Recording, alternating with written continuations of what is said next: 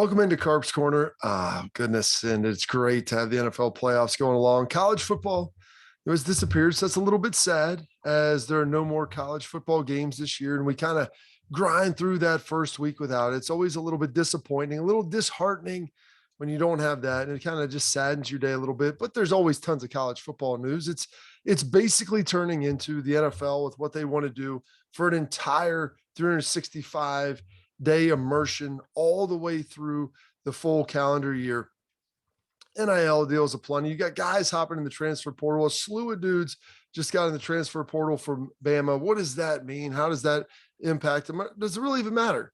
Does it really even matter? Because Bama's going and getting their own guys out of the portal. And I think this is just kind of where we're at, right now in college football. You'll see some guys go, some guys stay.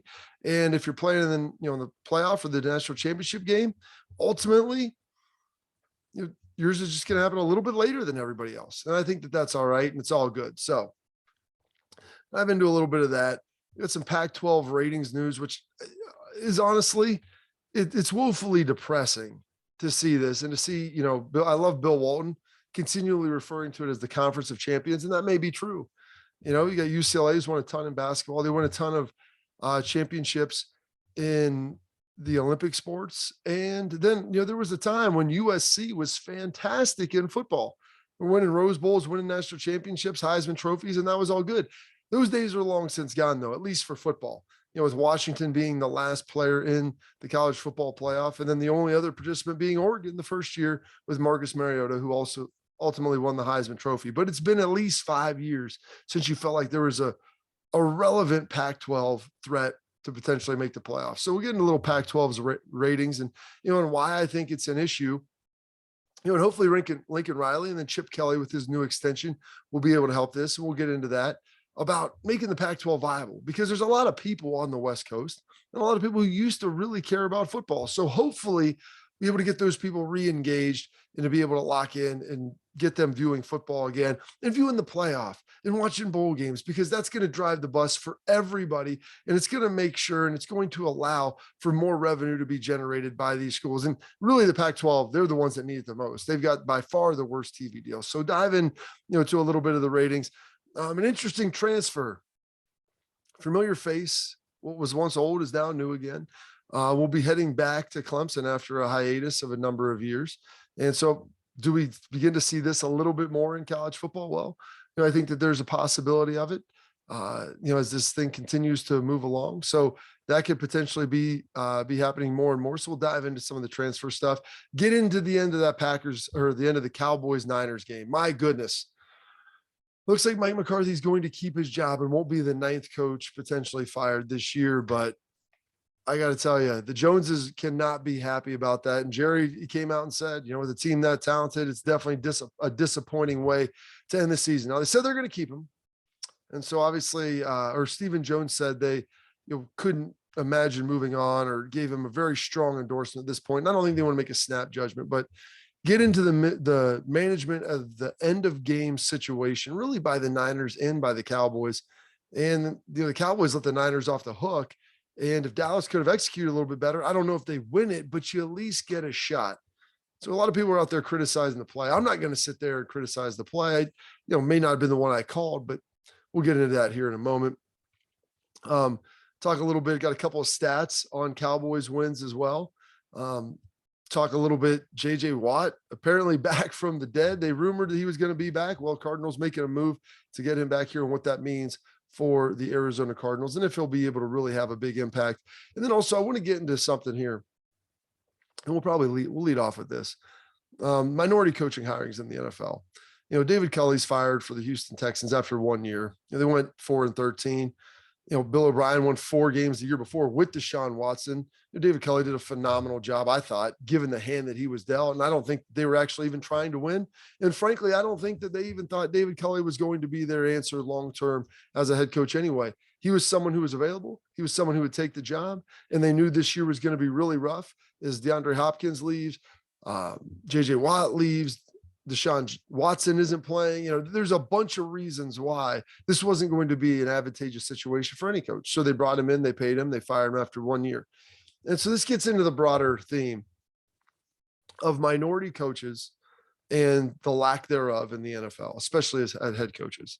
And just my 7 years experience in the NFL, and then being around a game and covering it and talking to a lot of guys and a lot of my former coaches of all races. Because I truly believe this. Players, they could care less the color of your skin. All they care about is the knowledge inside your head, and are you able to communicate it? And do you know what you're doing during the game? Are you setting me up as a player to be able to monetize my ability at the highest level and to help us win games? That's what players care about. Most guys could give two craps whether you're black, white, blue, or orange. I mean, I can't sit here and say that for everybody, but most of the guys I've talked to of any race, that's all that matters. If you're a good coach, they know it and they want to play for it. And so as we look at this, there's some guys, they talk about being fired after 1 year. David Culley, you look at Steve Wilkes a couple of years ago, same thing in Arizona. He's down there at the Cardinals for 1 year, gets fired.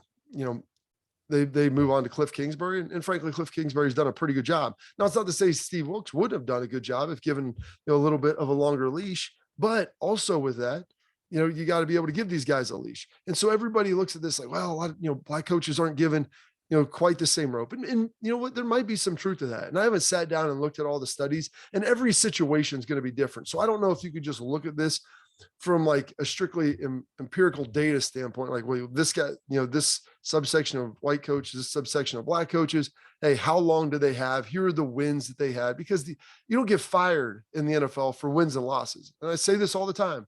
This is what a front office exec told me. You get fired for failing to meet expectations. And so it's really, what are you expected to do? And then how you do it. I don't think David Culley was expected to do much. He did more than probably he was definitely expected to do. So you could argue, so should he still have his job? Well, if they didn't want him from the beginning, okay. I'm not sure. I mean, he was available. He's getting paid handsomely to be fired. That doesn't change the fact that now there's only currently one black head coach in the NFL, and that's Mike Tomlin with the Pittsburgh Steelers, who are an incredibly patient franchise. I believe he's never had a losing season. The guy has always done a great job handling the media. He's done a very good job handling difficult situations. Le'Veon Bell, Antonio Brown, he has really handled himself very professionally, but that's how the Steelers do it. And they've always done a really good job of handling things professionally and keeping things internally. And so they've been patient with Mike Tomlin. They know there's going to be some ebbs and flows. They know there's going to be some injuries. And so he's been afforded a long leash and is one of the longest tenured head coaches in the NFL and has been really good. Got into the playoffs this year. And did a good job with that. Now we'll see what he can do without Ben Roethlisberger, which, that's the case. Looking at Bill Belichick, what can he do without Tom Brady? Get into the playoffs, getting smoked by Buffalo, but ultimately, can he continue to build this roster and shape this team and get the most out of a guy like Mac Jones? And so when I look at a guy like Mike Tomlin, who was given, a ton, has been very, very long tenured at Pittsburgh. Another guy who's not coaching anymore, who you could argue, and I know Bengals fans were probably lobbying for this multiple times, Marvin Lewis, who's had some really good years with Cincinnati, also had some really bad years. And people were saying, hey, you can't get him over the hump, never won a playoff game. Zach Taylor, in his first shot at winning, going to the playoffs, ultimately wins a playoff game for the Bengals. They break their 31-year streak, and we'll get into that game and talk a little bit about it. But Marvin Lewis was given a lot of rope. Mike Brown's an old school owner, gives guys, really the entirety of their contract to make sure that they can go win, get a chance to turn it around. Also, I think he doesn't want to pay guys for not working for him. So there's that aspect too. And maybe he doesn't set them up for success in the biggest ways, but he also isn't going to make a hasty move. And that's why Marvin Lewis was in Cincinnati for so long and had a decent amount of success. You look at some white coaches who were fired. Urban Meyer, some off the field stuff. Team wasn't performing, lost the team, fired after a year. Joe Judge, fired after a couple of years in New York, weren't performing, weren't playing well. But frankly, they didn't play well or perform before he was there either. I believe they haven't won more than five or six games in the last 5 years. And that's under, Ben McAdoo and Pat Shurmur. So it's not like he had a great situation. I don't think he made it better, but it wasn't like he had a great situation either. Doug Peterson was fired in Philadelphia after winning a Super Bowl. A year after winning a Super Bowl. Crazy town. Like, things can happen fast and things can turn quickly. And all of a sudden it gets sideways in organization. People move on. Freddie Kitchens was fired in Cleveland. Thing was a dumpster fire. It didn't end up going very well because they didn't meet expectations, which were supposed to be really high. And so I throw all these examples out there. Like, the NFL, it's a results business. People want to win. And NFL owners, like, I just think they don't care what guys look like for the most part. Maybe some of them do. And I can't sit here and tell you what's in everybody's heart, but I can say these guys want to win, because winning means dollars. Winning means when you go to the owners meeting, you get to sit there, and everybody knows, hey, we just won a Super Bowl. We pay our guys. We do this. Like, rich dudes love to brag on themselves, and they love to be great. And that's why a lot of rich guys are buying in and purchasing professional sports franchises, most notably football, because they want to sit there and conquer everything. And it's very visible in public, and everybody knows, hey, I own this team and look how good we are. And we're not going to accept anything less than that. And so they really just want to win. The problem it comes with, and this is something that's been addressed and it's been talked about, it's tough to hire black head coaches when there aren't a lot of black coordinators. That is usually where the pipeline comes from. And you see these guys out there, and especially on the offensive side of the ball, because we want these offensive gurus. We want the next Sean McVay. We want the next Kyle Shanahan. These guys that are wizards, that are able to transform quarterbacks in these high flying offenses and, go score tons of points, get the fans really excited, and all those things. And so usually it's on the offensive side of the ball.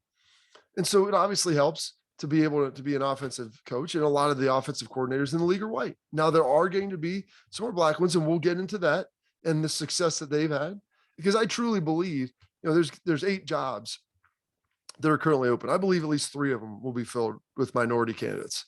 Because I look at the guys that are out there, and I think they're all really good coaches. I think David Culley did a good job. Like I said, in Houston, I didn't know a whole lot about David Culley before he got the job. And so, the lack of visibility is part of it as well, where you have to be out there. And sometimes it takes a number of years, where you're getting talked about. Eric Bieniemy's to that point right now with Kansas City. And so it wouldn't surprise me. I think he's, waiting for the right opportunity, and he's probably been passed over a couple too many times as well. But, it's all about taking that right opportunity too. You don't ever want to just rush and dive into anything. And any head coach will sit there and tell you that's had a job. Like, there's no benefit to just taking the first job available most of the time. Sometimes that first job is great, but you need to make sure it's a place that you can win and a place where you can have success and have ownership support. We talked before about my 5 boxes: quarterbacks, rosters, organizational structure, ownership, the city that you're in with fan support, and the division. Like, ownership is a big piece of that. They help build the rosters. They help select the QBs. And ultimately, are they paying guys? Do they have nice facilities? Are they doing the things that you need to do to win? So it goes back to the organization. But here's why I think the biggest problem has happened. And this is something that many former players have faced. The NFL is roughly 60, 65% black, 30, 35% white, maybe even a little more than that now. And so people wonder, like, well, why aren't there more black coaches that are? Then there are. They're working their way up, and they're getting in there. And there's more that every single year that come through. And it's just finally gotten to the point now. And it goes for regardless of skin color. For a long time, I would talk to former teammates of mine of all races about getting into coaching. And the biggest hurdle they had is whether they played in college and played a little in the NFL, had long careers, is no one gave them credit for the playing career that they had in college and the NFL. And so when they tried to go get a job and talk to people, like, well, you've never done it before. Like, well, I understand I've never coached before, but I've been around the game a lot. Like, can I at least get an interview? Can I get a meeting? Well, I mean, this guy's got 10 years experience. So as a player, you're going to penalize me for playing 10 years in the NFL. When this guy, played a little bit in college, maybe was a GA, or, started as a student assistant, and got a GA job and get all this. And so he has a longer tenure, but you're not going to give me credit for my playing experience and being around the game. And that was the message of a lot of guys. And so it discouraged a lot of guys from getting in it. Number one, like, dude, I'm not going to start at the bottom, at the very bottom at, 32, 33, 35 years old, when there's other guys here that I know I'm better than, that I'm better than as a head coach or as a front office exec. And you're not going to give me the opportunity simply because you don't count my playing experience because I was a good player. It didn't make any sense. And so that started to change. And that's why you're going to start to see, more former players as head coaches. You see one right now with Mike Vrabel and what he's been able to do. And you know what? He started out, he got a position coaching job at Ohio State, got hired, with the Texans because they knew of, his prowess. All of a sudden ascends there. Next thing you know, he's the head coach at Tennessee, and they're the number 1 seed in the AFC. You'll get another guy, Dan Campbell, gets a job. He's out of New Orleans.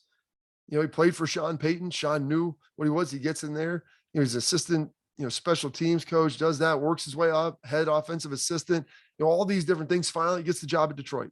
Those are two white guys. What does Dan Campbell do? Hey, well, he brings the best guys that he knows. A guy who's a former teammate of mine, who's also on that staff with Sean Payton, Aaron Glenn, one of the smartest dudes I know. So he's a defensive coordinator in Detroit. Aaron Glenn is a very, very bright dude. He understands the game. He's a great communicator. When he gets in a room with people, they're going to like him. You're going to want to hire this guy. Former player. Guys respect him. Another guy who I played with who in New England, they haven't given him the coordinator title, Gerard Mayo, former player. Comes in, starts coaching pretty quickly afterwards with Bill. And up in New England, they've got all these crazy titles and they just basically keep everybody the same. He gets he's going to get an opportunity. He's already interviewed with the Texans. It wouldn't surprise me, if he's the front runner there, given Nick Caserio's ties to New England. And so he's another guy could potentially get a head job. Byron Leftwich, we've talked about with him for a while now with the job that he's done. Offensive guy, former quarterback, coordinating a really good team, working well with Tom Brady. He's going to get some looks. The guy on the other side of him, Todd Bowles, former player. He's coached for a while and worked his way up the ranks, was a head coach with the Jets, had a little bit of success. But you know what? They didn't really have a great quarterback situation. The Jets are usually a mess, and he ultimately gets fired, lands in Tampa, puts it together again. I think his second tenure will be much better. Played for Todd in Dallas, really bright guy. And that's what players respect. Guys who know the game, guys who understand the game. And now we're finally starting to see some of these former players. Eric Bieniemy, Chiefs, been passed over a bunch. I'm sure he'll end up getting a head job here soon, and he really should. Really should. And the problem is Andy Reid is so tied to that offense and tethered in there. People have a hard time decoupling who is the one who's really pulling the strings. You had a guy like Matt Nagy. He was his offensive coordinator. He goes to Chicago, and all he does, he struggles. And so that probably hurts Eric Bieniemy as much as anything, is the fact that, Andy Reid disciple really wasn't as good as people would have, hoped that he would have been. D'Amico Ryans, with what he's done out in San Francisco, former linebacker, came out with me, worked his way up pretty quickly. He's the coordinator now of a really good defense. And so as you see these things happen, and you look around, former players are starting to move their way up, and they're moving up quicker, and they relate really well. And most former players, they could give two craps about what color skin the guys are they have playing for them. They just want the best players, guys that can understand what they're doing, guys that can execute the jobs. And so that is the one thing that's ultimately going to change this. And so everybody wishes there is some like magic bullet, and the media loves to sit here and point at it and poke at it. There's only one black coach. Well, yeah, there's 8 jobs open as well. And I think a number of those are going to be filled by some of the guys that I just mentioned, who are bright, who are former players, who communicate really well. They understand the game, and they have that game experience, which you don't have to have played at a high level to be a coach, but it doesn't hurt. It can only help. And guys trust you a little bit more, because you know what? When you tell a guy, hey, we need you to do this. I know in this situation, whether this coverage, this blocking scheme, whatever it is, this route tree, this is something that's going to be really hard. And it's all falling on you on this plan. I'm not going to sit here and lie to you. I've done it. I know how hard it is. I know exactly what you're going through. I've been there, but we need you to do it on this play and this grouping, whatever it is. And so guys understand that, because you can relate, and they're more willing to listen to you and to buy in because you've been around and you can have those shared experiences. And so as we look at all this and we see, hey, there's some black coaches that have been given really short leashes, white coaches have been given longer. Listen, there's a lot of guys that are fired in the NFL for failing to perform. Like Brian Flores performed really well in his 3rd year. He still got fired. People saw that around the league. He's going to get another job. If Stephen Ross wants to fire him, that's his prerogative.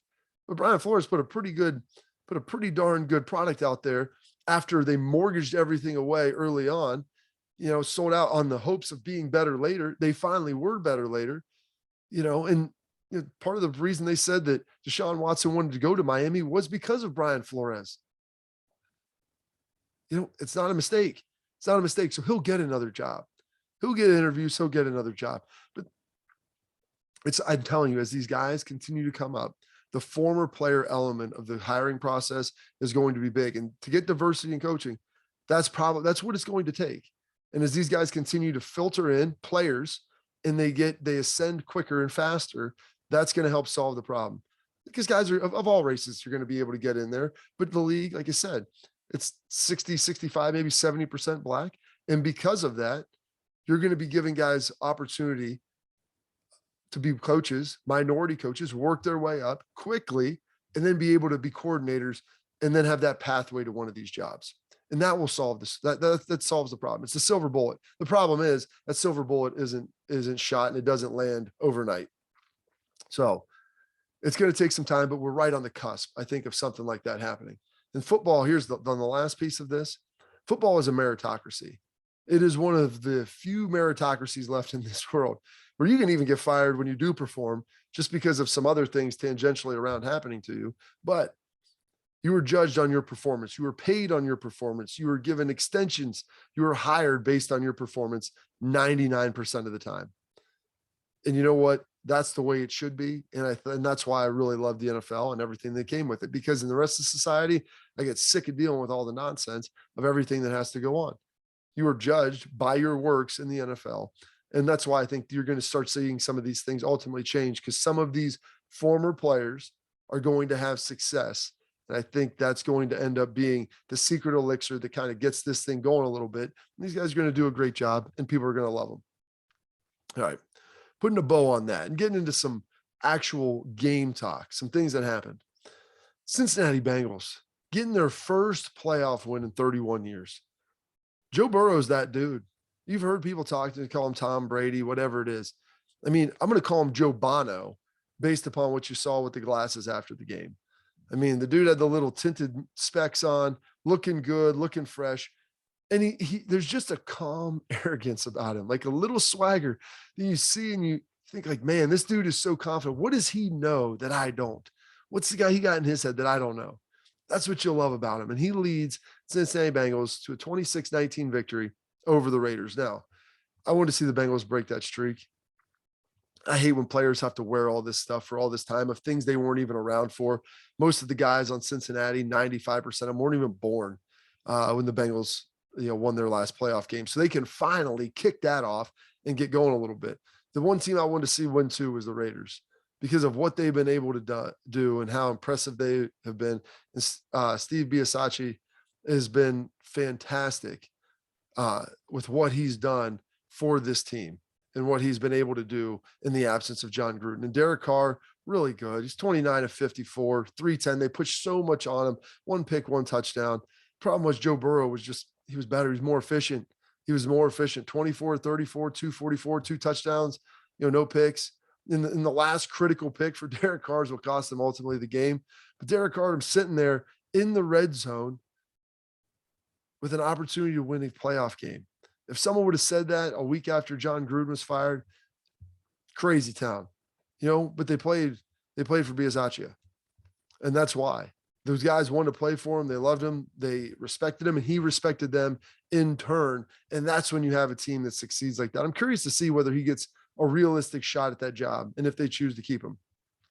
Because I think that's going to be a job as long as you have Derek Carr there.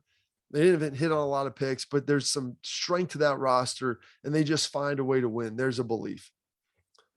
Out of one of the other big games in the NFL, probably the biggest game.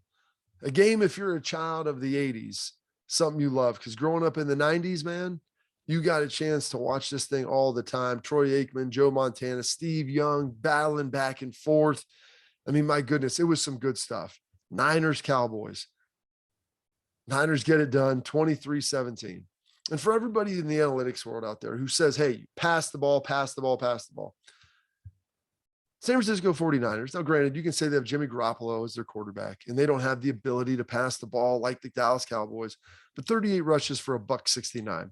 Dallas Cowboys, 21 rushes for 77 yards. And yes, that includes Dak Scamper at the end of the game. Dallas, for as good as they are, they have got to find a way to run the ball, or this is going to be the case. Even Kansas City, like you look at Buffalo, a lot of these elite offenses, Green Bay, they still run it. They have to be able to run it when they want to. You don't have to run it all the time, but you have to be able to run it when you want to. It helps shorten the game. It takes heat off your defense. It takes some pressure off your offensive line and quarterback, for heaven's sake.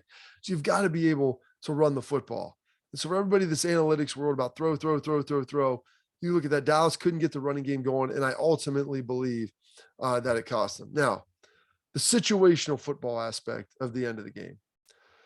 This is what's going to drive some people crazy. You've got about 15 odd seconds left. Dallas Cowboys, they have a dead clock.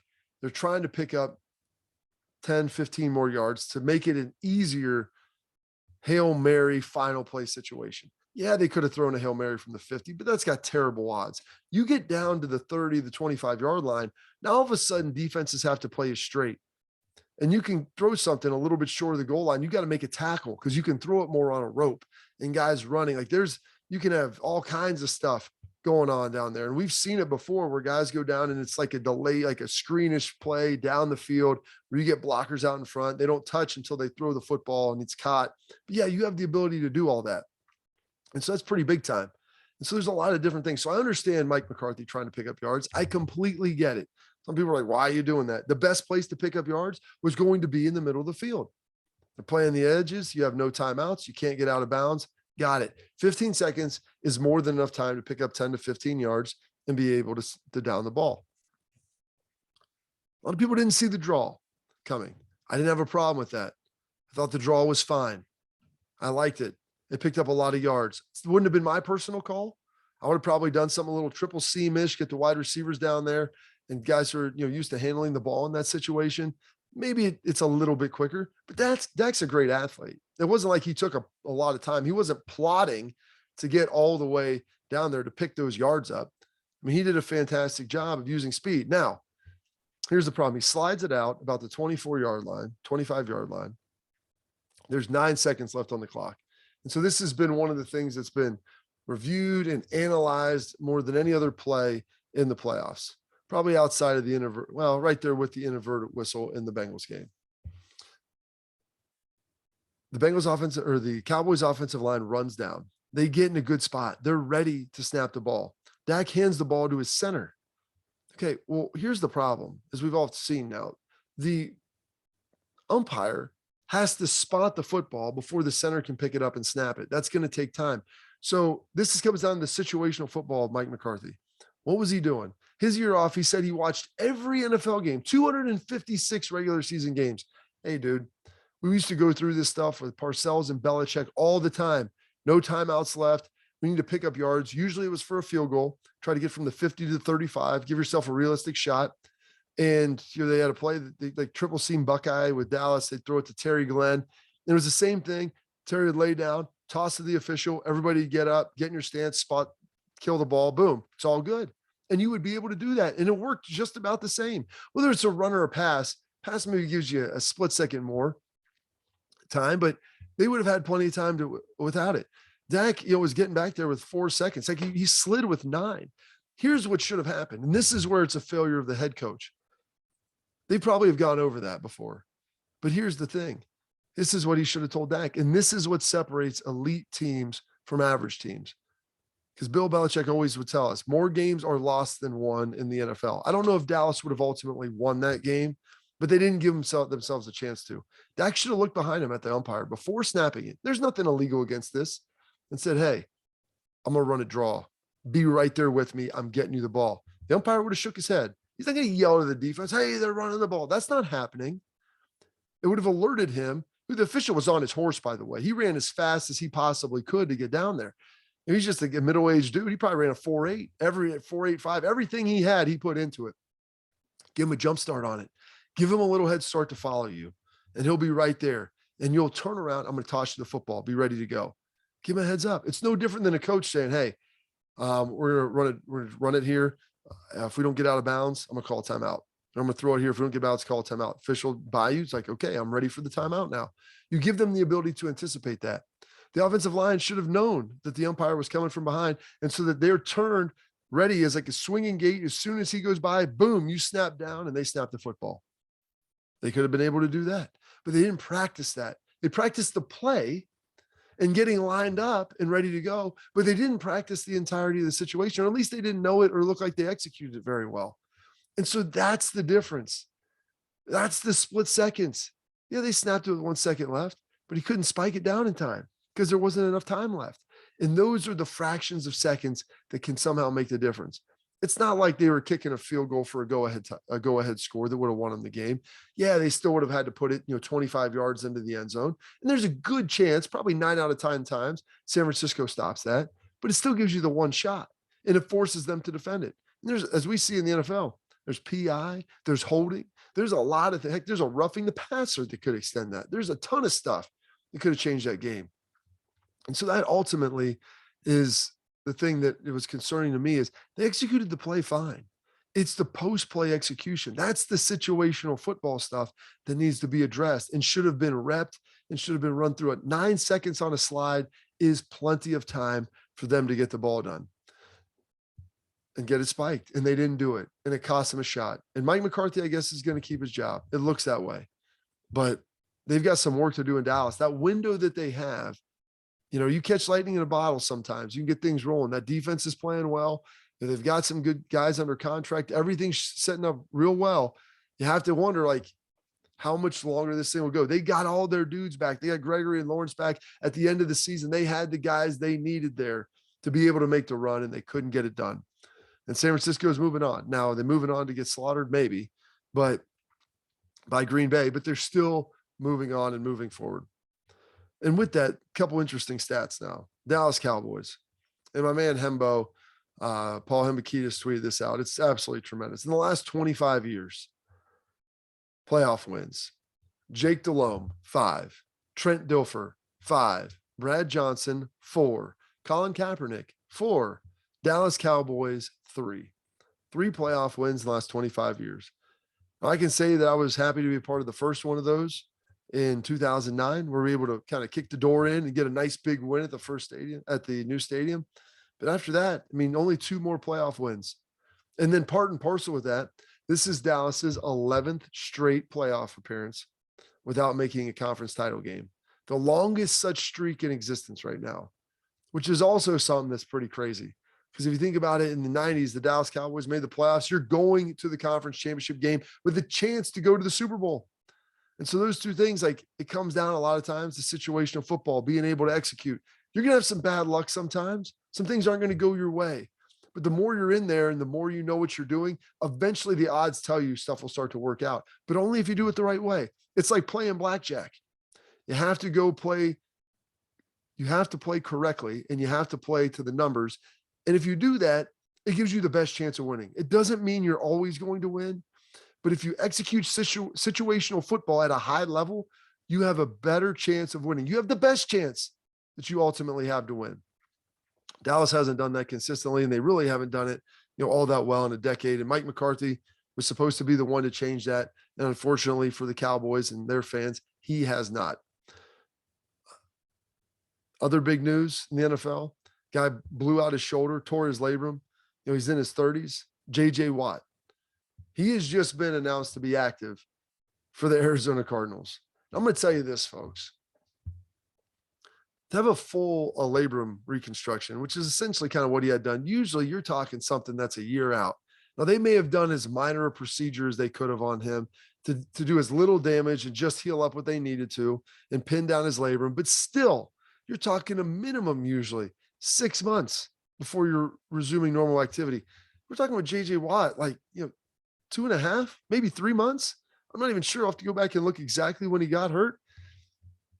But it's not like he got hurt in training camp. The Cards were rolling, and he's going to be a big piece. I'm curious to see how well he'll be able to play. He's going to be obviously favoring his strong arm, his better arm, his healthy arm. But if he's out there, he's going to impact the game. He wouldn't line up if he was going to be a liability. And the fact that they activated him leads me to believe that they feel good about him playing, because they've had to go out there and watch him punch a bag, punch and strike, strike and shed, shiver move, you go through all your pass rush stuff, rip, swim, all those things that he's so good at. He's going to have to wear a harness, and he won't be as effective. But if you get 3/4, 85% of a JJ Watt, that is going to help this team immensely. If you got Chandler Jones out there, JJ Watt, you got something going on defensively, and hopefully this Cardinals team will be able to kick it into high gear. That's a big deal. That's a big deal right there. And then lastly, little college football news. Before I get to the Pac-12 ratings and the situation there, Hunter Johnson, big time 5-star quarterback recruited to Clemson, gets beaten out. Trevor Lawrence, ultimately the guy. He transfers to Northwestern. Supposed to be the guy there. Coming in, they try to give him the job. Doesn't work out. He's at Northwestern for 4 years. Just learned today. Everybody gets the COVID year, get another chance to come back. So he's going to be heading back to Clemson. He is transferring now as a graduate transfer back down to Clemson. And so this will be something interesting. The same things happened with Cincinnati and, quarterback they had where guy left, went to a smaller school, played, graduated, comes back as a graduate transfer. Hunter Johnson now doing that at Clemson. And in this portal world, one-time free transfer, you go somewhere, you don't play, transfer somewhere else, you go there, graduate in 3 years, maybe you transfer back or go somewhere else again. Be like a little bit like finishing school, a little bit like a farm system. I don't know how I feel about it yet. And it's crazy because it's now the second instance I've heard of it. But it's something that I think is changing quickly and rapidly in this college football world. So I'm going to keep my eye on this for stuff like this happening because it's kind of a unique thing. And it's a good story. Maybe he ends up winning the job. I think that will probably say more about DJ Uyunglele as things move on and his inability to kind of lock down that starting position and how much he struggled in that Clemson offense, struggled this year. And so they're going to have some strides to make, but we'll see what Hunter Johnson can do and if he ultimately can turn that opportunity into something that's much more fruitful. And then lastly, Pac-12 ratings came out. And this is via, at Pac-12 Sport or Sports at Pac-12. And they got the 2021 Pac-12 TV viewers through bowl games. You've got Oregon at almost 40 million. You've got Utah at 33 million. You've got UCLA now dropping down to 13.3 million. Now, these are total viewers throughout the entirety of this college football season. The first two teams, they have something in common. They played Ohio State. And the Rose Bowl garnered about 18 million people watching. I guarantee you Oregon playing Ohio State garnered a ton. And so this is the big problem now with the Pac-12 is you start looking through here, Arizona State, total viewers for the season, not including Pac-12 network games. And those were going to be terrible anyway. You're talking about, ASU, 12.5 million people, Stanford, 9.2 million people, crazy town to see this happening. Something you never thought would see. Less than 10 million people viewing all of their games in total. This is why players are leaving the Pac-12. They've got a bad TV deal because no one watches. Very few people are in the stands. And ultimately, they realize they can't play for championships there. And who wants to play in front of a half-empty stadium when your facilities and everything else aren't where they need to be? But you've got Oregon and Utah at the top overwhelmingly. And it makes sense. They were both pretty good this year. But there's no reason for UCLA sitting there at 13.29 million people viewing all of their games outside of the ones on the Pac-12 network. I mean, Bama, Ohio State, Georgia, Michigan, they're getting that in one decent game. One decent game. Crazy to think that that's the case. So the Pac-12 has to remedy this problem. They have to get engaged. People have to engage with their players, their fan base, get people viewing them, put an exciting product out there. And a lot of it is you have to be good and you have to be relevant. So that's up to them. Lincoln Riley should do that at USC. Hopefully Chip Kelly can get it going at UCLA, even though they were pretty good last year and still couldn't do it. So they've got to find a way to solve that problem of nobody watching your games in person, nobody watching on TV, and subsequently all your elite recruits are leaving and going east of the Rockies. Got to find a way to keep them at home. Well, that's all for this edition of Carp's Corner. We will break down the divisional round of the playoffs on the next episode, dive into all that, keep you abreast with all the college football news. Can't wait for it all. Thanks for listening.